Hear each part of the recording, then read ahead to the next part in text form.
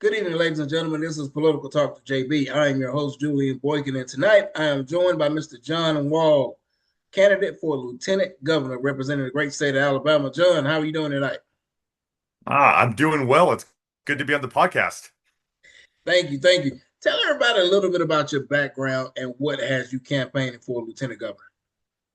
Well, look, I'm going to start with I am not your normal political candidate. I don't like to be called a politician. I'm about the exact opposite of a career politician. I'm a farmer, and look, I'm going to throw your viewers for a loop right off. I'm a butterfly farmer. I'm a leptozoologist by trade, so unusual kind of a niche market. But I love my profession. I love being a farmer. I love working with my hands. I grew up on a farm, love the outdoors, just, getting back to God's creation. For me, that's my favorite thing. If I have some free time, it's getting out into the outdoors, doing some hiking, working on the farm, just being part of nature and doing what I love. I always joke that God has a sense of humor. I got a farm in rural North Alabama, um, right on the Elk River, and I raise butterflies. So my life was too beautiful, so we had to bring politics into it to mix it up and give me a mix of beauty and ugliness, right? So let's talk about your endorsement and the timing of when you decided to run for office. It was like a last second shot to win the game. You know, I would definitely say if it was planned, you couldn't have planned it any better. Tell everybody what is it, how has the campaign been for you having the Trump endorsement? As some people they're able to get the Trump endorsement during the middle of their campaign or probably towards the end. You have been one of the few people that I've seen from day one to where you've had the Trump endorsement before you could really, really, really get your feet wet into your campaign. Yeah, well, look, it definitely was not planned. In fact, I knew the White House was in communication with me. They had been talking with me about different stuff. And look, I've worked around the Trump campaign, for years with my position as state party chairman, and chairman of the Southern region for the Republican Party nationally. And look, I got a heart to work. I was traveling all over. I was moving, trying to get volunteers from southern states across the southeast to Georgia and North Carolina during the campaign. Working hand in hand with the Trump campaign as we fought for this country and we fought to make sure that Donald Trump got back in the White House where he belonged. And just it's humbling in that process that work. They knew I did it, and the president, remembered me, and that they made my race a priority. You're right. Not many people get to run John run. That's what his Truth Social post ended with, as he talked about, some of my things I'd done as state party chairman, where I stood on the issues that I'm a MAGA conservative, and I'm an American first patriot. And that is how I identify. That's what I want to be known as. I want to be known as the guy who's fighting for the rights and the freedoms of the people of the state and the people of this country. That's what it's all about for me. It's about putting people first, empowering them, taking control from the government, and moving it back to the people where our founding fathers envisioned it. So that endorsement was incredibly humbling. Getting into the race, last minute, exciting times. But I actually found out about the endorsement. Actually, my phone just started blowing up. I was driving home from state party headquarters, and my phone just started blowing up. And I was like, "What's going on?" And the president did reach out afterwards, but I did not know I was getting the endorsement that night before it hit. Well said. Well said. When we talk about you being a state party chair, tell everybody a little bit about that, what that entails, what kind of responsibility comes with that as you're transitioning from being a state party chair to now campaigning for lieutenant governor. But look, I think there's a lot of similarities because there's kind of two types of politicians, right? Politics is about control and power. And there's two types of people who really want control and power. There's the people who want control and power for themselves, Mm-hmm. to exercise it over other people or to make money for themselves. And then you have the what I call statesmen, the people who want to get involved in the political process because they care about people and they want to help them make their life better. And that's where my heart is at. I never thought I would run for office. I always thought I was, a behind the scenes guy, a small businessman. But I have this calling on my life, and I feel it, to make a difference, to stand up for people, as government gets bigger, as regulations increase, there's all these things. Our education system, there's so much that we can do to help make the lives of the people of Alabama better. And that's where my heart is at. So I got involved in the political process, got elected state party chairman.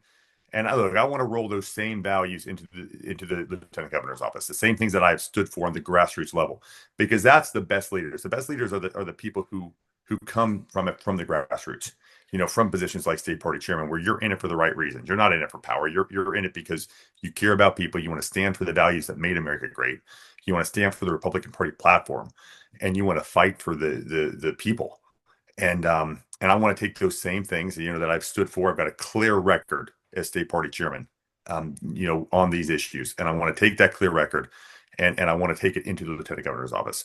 Way too often, what I have seen is our elected officials. You help someone get elected, or someone gets elected, and then they forget about the people. Correct. You're like, what happened? We thought you were with us, right? And so I guess I got tired of the elected officials, people that I helped get elected that then switched out on us. And so I was like, you know what? You can't complain if you're not willing to put skin in the game. So I'm running, and I'm running to be the voice, the bold conservative who doesn't back down, who doesn't wimp out, as we stand for the values that make Alabama so special. What are some of the things that you're passionate about? What are the things that motivate you? Oh, look, there's so many things I can barely. It would take hours of conversation. But I'll hit a few highlights for you. And look, a lot of this you can see from the record. I tell people all the time, don't trust a candidate's campaign ads. Just almost throw those out. Go look at their record. What have Correct. they done? Before they ran for office, where do they stand? What do they believe in? And look, I've got a very clear record on the things that I'm passionate about. Things like lower taxes. I led the charge with lowering the state grocery tax. Helping those in need, but also helping lower the tax burden on every single individual in the state of Alabama. I actually launched a comprehensive tax cut package of 3 bills last session that we were able to get across the finish line, passed through both the House and the Senate, and signed into law by the governor, that cut taxes for Alabamians by 225 million, somewhere around that number. I'm also passionate about parental rights. We got to fix our education system. And the answer to our education system is not just throwing more money at it. The answer is cutting some of this government bureaucracy, creating competition, and putting parents and local teachers back in control of our children's education. Correct. And that's where it belongs. It doesn't belong with unelected bureaucrats who think they know how to raise our kids better than we do. It belongs with parents where God created it to belong with. And they should be at the end of the day, they should be in control of their children's education. So I've been a proud supporter of things like curriculum transparency, where parents have open access to every single thing that's put in front of their child. School choice, where we put parents back in control of where their children go to school, and that they have options if their public school system is failing them. And we Right. create that competition where we hold people accountable. Like that's what good government does. It creates a system where we hold people accountable, and we make sure the people, in this case, the parents and the students, get the best service. So that's another area that I'm passionate about. And I'm also passionate about building a better economy. There's so many things the people of Alabama are the best in the entire country, hands down. And I know I'm partial. This is my state, and I love it. I love the people of this state. But we have so much to offer, and we have so much we could do to create better opportunities for better paying jobs for our citizens, increase workforce development, make sure that we're building Alabama's profile on the national level, and you do that through creating a business-friendly environment. So I would highlight that as my three: putting parents back in control of education, cutting taxes, and improving the economy. When we talk about putting parents back in control of education, we talk about, the library board as it relates to Mm. transgender books coming out and sexually explicit rated R type books. What is your plan on trying to fix that so, parents can be in control and have a say as far as, hey, I don't want those books in the library when I'm trying to take my child to the library. I want more age appropriated books for my child. Yeah, well, look, let's be really clear on this issue. And this isn't just about libraries; it's about education system, libraries. Anywhere where a government entity is making decisions of what to put in front of our kids. I'm a very strong supporter of the fact that that should be the parents' decision. We should not have groomers putting sexual content in front of youth. We should not be, having them talk about different genders and how do you identify this. We've got to get this trash out of in front of our kids, out of our libraries, and just let children be innocent. Like it's such an easy concept since the beginning of time. People have protected our children from hard concepts, things like sexual content, extreme violence, even today, drugs, alcohol, R-rated movies, video games are rated. Correct. It's just, this is a common sense issue. We want to make sure the parents are deciding what's put in front of their kids. And I've led on this one with the libraries. I was appointed by the governor. In fact, I used to think the governor liked me until she put me on the library board. Now I'm not so sure. Um, it's been quite the mess, as we dig into it, and we've kind of seen how much this is an issue, and how many things there are in there that really are inappropriate. Um, but I've kind of taken that, and I've been proud, despite the arrows from the left. I've been very proud to lead as we stand up for the parents of Alabama, and we don't compromise and we don't back down. We've actually changed state code on the state library board to make it where if a book contains sexually explicit content, or if it contains some of this transgender nonsense, that we take it and it's moved to the adult section, period. We're going to move it. And then if parents want their child to have access to it, they can give them access to an adult library card. But every single family in the state of Alabama should be able to know that when they walk into a library, that youth section is free of this material, and they don't have to worry about their kids stumbling across it accidentally. And that's been I've been proud to take on that charge as chairman of the APLS board, and that's where I'm going to stand firmly, not just on that board, but if elected lieutenant governor. It's time that we clean up our country and we understand the battle that we're in. Because if we're honest, like this issue with the sexual explicit stuff and the transgender stuff, this is not a political battle, and it's a spiritual battle. And I say that because when you read some of the content, this no one in the right mind, and I hear this from parents. It doesn't matter whether the parent is Republican, Democrat, or independent. No parent, I shouldn't say no parent. The vast majority of parents do not want this stuff in front of their kids, and it doesn't matter what their political background is. They understand they want to keep their child innocent. And so, and this type of stuff, look, it grows because it's this socialist agenda that we have in our country, where they're trying to undermine our values. They're trying to undermine morality. They're trying to undermine the family unit, undermine faith in God. Because when you take all those pillars away, what it leaves is it leaves people dependent on the government. And at the end of the day, that's what socialism is looking for. That's what socialism wants. And it's why it's so important that people like me and like you and every single citizen remains vigilant as we look for this, and we keep our children safe from this political and socialist agenda. When we look at state income tax, what is your plan on trying to get rid of state income tax, you know, altogether? There's a lot of talk around it. You see a lot of states they're starting to get rid of it, and even generating some buzz here in Alabama. Yeah, look, no, great question. I think right now I'm the only candidate running for lieutenant governor who's really taken a pretty strong stand on this, and I do it unapologetically. Like I am 100% for beginning the phase out process of our state income tax. It's good for our economy.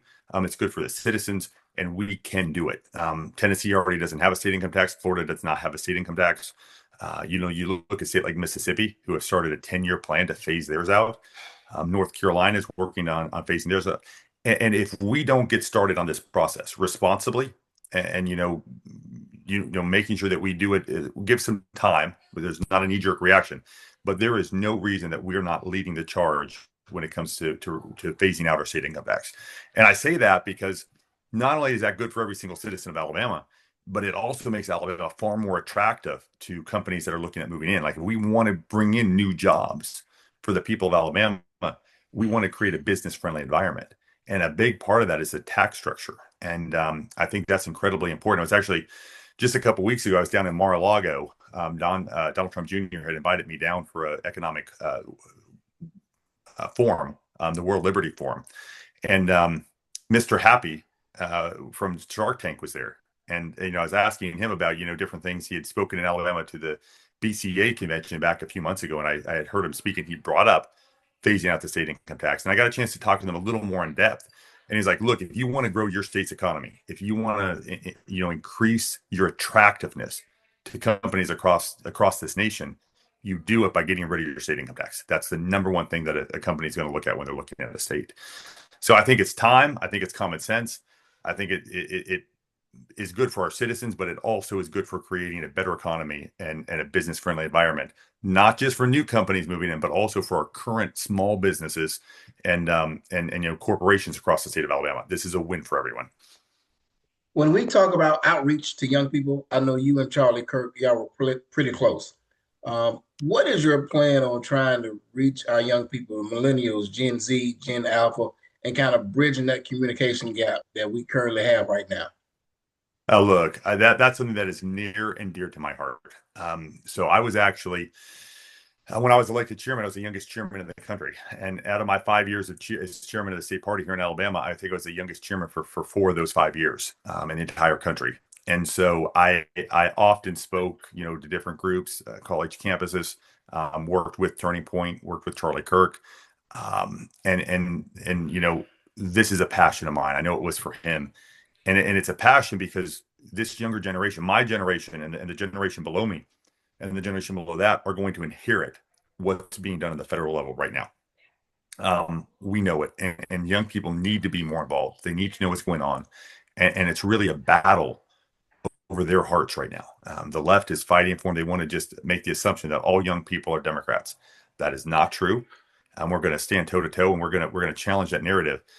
So I love this issue. I've actually done what we call challenge the chairman when I was state party chairman, where we would go to college campuses and I would just, sit there and talk to students about, hey, I'm a Republican. Tell me why I'm wrong. Right. Like let's talk about it.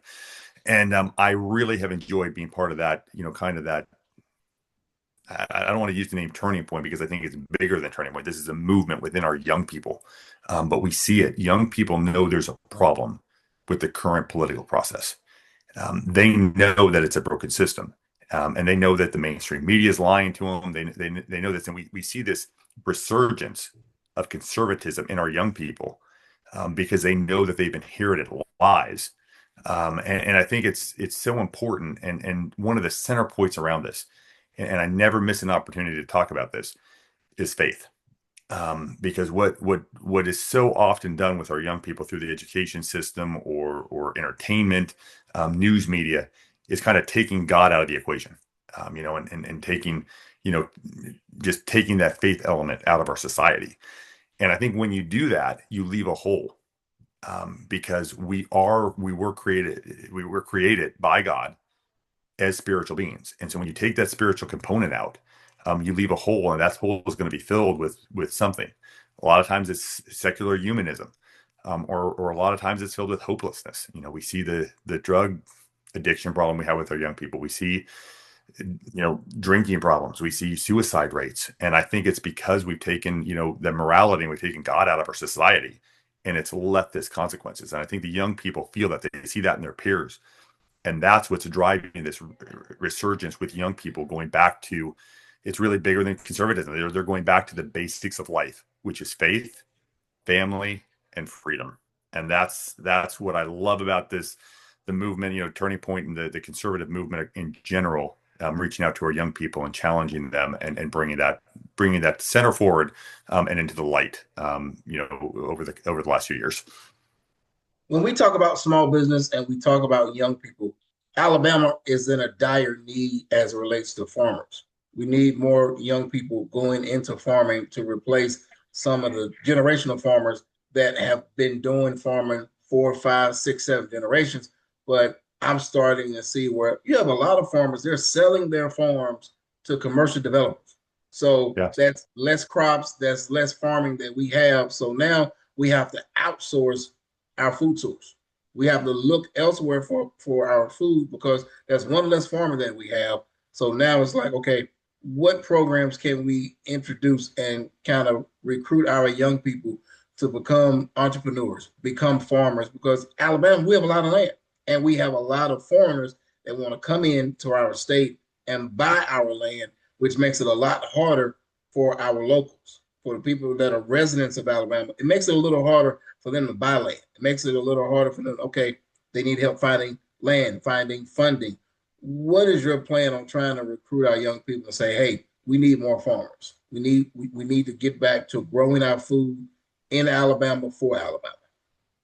Well, I mean, look, first you're spot on, man, and you're hitting something that is literally my life. Right, like because I'm a small farm, small farm, and it's hard to make a living right now in agriculture without having thousands of acres, and that's a tragedy. Because I want to see more people in farm industries because there's nothing like working with your hands. I'm so thankful for my upbringing. Growing up on a farm and working hard and learning the values of hard work, knowing where your food comes from. There's something about digging something out of the ground or picking it out of the garden where you know exactly where that food came from. You didn't pick it up in a grocery store, you grew it. And I think that is something that is so valuable for people, to have that experience. And so as I'm looking at it, raising a family myself, I want my kids raised on a farm. I want to make sure that they have that same thing. So being able to have small farms that are able, where you don't necessarily have to have thousands of acres and someone can get into it. I think that's something that I'm passionate about. And I think it comes through things like, niche industries. Like for me, it's butterfly farming, right? Or maybe it's, organic farms, where it can be a smaller process, or maybe it's, greenhouse operations, hot houses where they're growing, farm to consumer, um, vegetables, or whatever that may look at. Finding ways to be creative where we can have smaller and more smaller and but also still successful monetarily, with that footprint, where you can still make an actual living even if you don't have the large plots of land. So I'm incredibly supportive of that. I never miss an opportunity when I'm out speaking to young people, especially if I'm in a college class, talking about agriculture. Like, look, it's very hard to start a traditional farm where you need, 1,500, 2,000 acres. Um, but you can find there's creativity, entrepreneurship. You can usually find a path to success. And I talk about my journey, and I always encourage young people to find that. Don't just give up on your dreams. If you got a dream, chase it and see if you can make it work. Maybe it's smaller at first and it grows, but never miss an opportunity to keep working and to find a way to make your dreams come true. If people want to get in contact with you, make a donation to your campaign, how can they do so? Well, look, I love to stay in touch with folks. We got a volunteer sign up, donation link, information about where I stand on the issues, a little more about my background, and it's all on our campaign website, which is votejohnwahl.com. Last question. Why should the people of Alabama vote for you as their next lieutenant governor? Well, look, I want to earn your vote. At the end of the day, I'm proud to be endorsed by Donald Trump. I'm proud of my record, but I don't want to take anything for granted because it's not about me. And it's not about the other candidates in the lieutenant governor's race. This is about the people of Alabama. And I want them to know that, as their lieutenant governor, I will fight for their rights and freedoms every single day. We're gonna speak boldly. We're gonna get out there, and I want to see Alabama lead the nation when it comes to conservative principles. And those are the principles that fight for the rights and freedoms of every single individual. That stand for parental rights, that stand for individual liberty, that stands for constitutional limited government, where we get government out of the way and we empower people and we empower entrepreneurs again, and we cut regulation, we cut the size of government, and we return control to we the people where it belongs. So a vote for me is a vote for fighting for you. And I want the people of Alabama to know that, and I want to earn their vote between now and May 19th. Ladies and gentlemen, Mr. John Wahl, candidate for lieutenant governor representing the great state of Alabama. John, thank you for your time. Best of luck to you in your campaign. Thank you, sir. Good to be on the show. Thank you.